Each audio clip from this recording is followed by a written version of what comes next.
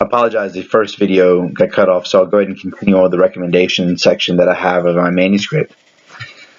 The first part of these recommendations is quite important. It is paramount that educators are able to recognize many of the symptoms that students from high-stress households sometimes demonstrate. And so a few of these characteristics I'll cover real quick are the victims of physical abuse tend to show signs of fatigue. Often they're tired. They tend to be absent from school. They're just not present. They tend to have self-destructive tendencies. Of course, this is something that this particular article covers, where they tend to be hurting themselves. And then, of course, students who come from a verbally abusive household might be developmentally delayed and have speech problems. Physically, the students may have developed habits and routines, such as consoling themselves through hand wringing or rocking back and forth. And the article also cites that some of these students also are habitual thumb suckers. And again, these sort of things that might be developmentally inappropriate, they might display. And of course, these symptoms, these characteristics, whenever an educator sees them, it is worth investigating, and of course, always consulting with the appropriate authorities at your school before you do so, because of course sometimes these can be very sensitive matters. My next recommendation for teachers is that they have to provide a learning environment that is safe, that feels safe for these students. In my manuscript, I talked about how a lot of times this has to do with an attitude that the teacher maintains with the students, and showing that there is a symbiotic relationship between student and teacher, where every day we're having this exchange of knowledge, where I'm instructing you, but also you're instructing me. I'm getting something out of this relationship. Like, I enjoy seeing you every day, and it benefits me to be in this classroom. Seeing that can be very positive for these students.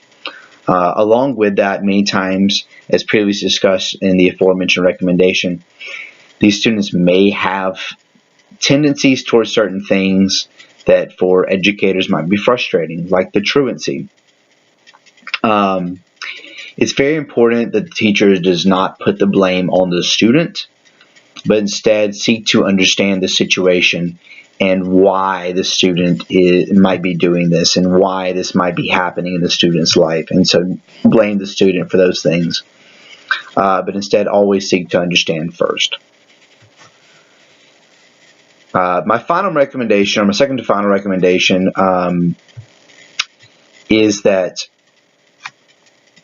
along with having a very positive classroom environment that's safe, students who have high stress also need to have high structure and also high expectations. Oftentimes there's very little structure in the home environment, which is the cause of the stress as well. And so coming into the classroom, there's an expectation, there should be an expectation of precisely what's expected. This part of the day should have this that goes on. This part of the day I'm doing this. And so part of that, and having that, is a very well organized and structured classroom, where you may be helpful to have labels for parts of the classroom. This is where the center activities take place, and this is where the library is.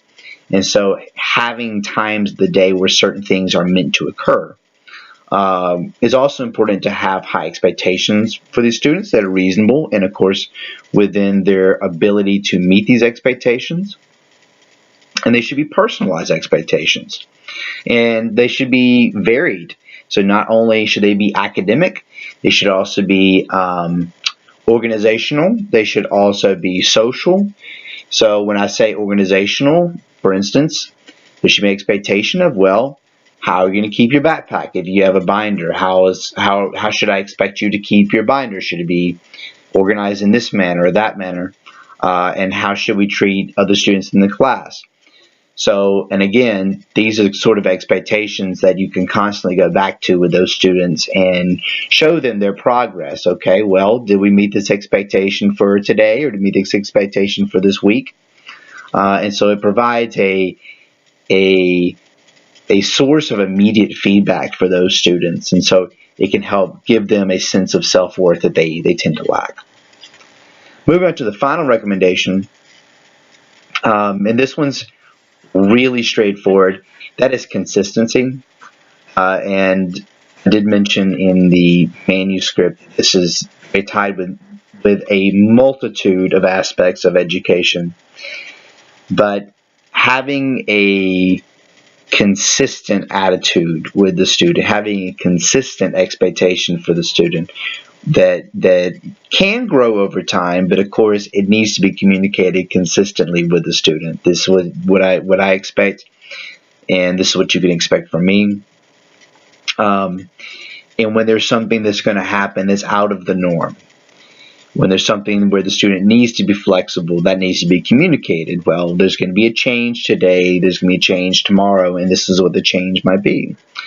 And so that kind of helps the student prepare for that, because again, the idea here is that in the home environment, there is no consistency, there is no structure. And so a lot of times having established that in the classroom and getting them prepared for things that might be different for them can prevent anxiety and prevent something that might happen that might be detrimental to the student. Okay, wrapping up with the final portion. Students who are from high stress environments also need to have an area where they can structure their part of the day. And thinking back to the article which I got this from, that does have to do with therapy. Students who come from high stress need consistency, they need structure, they need organization, they need expectations. But they also need to have opportunities to provide that for themselves. And so having a portion of the day or an area in which they can do that is very important. Thinking more specifically than that, when it comes to collaborative learning, how does a student want to share their work with their peers? How does a student want to work with their group? Do they want to have a job? What job should that be? And what should that job look like for them? And having them communicate with you is a very effective strategy for working with high stress students. All right, that concludes my video presentation. Thank you for listening. Have an excellent summer.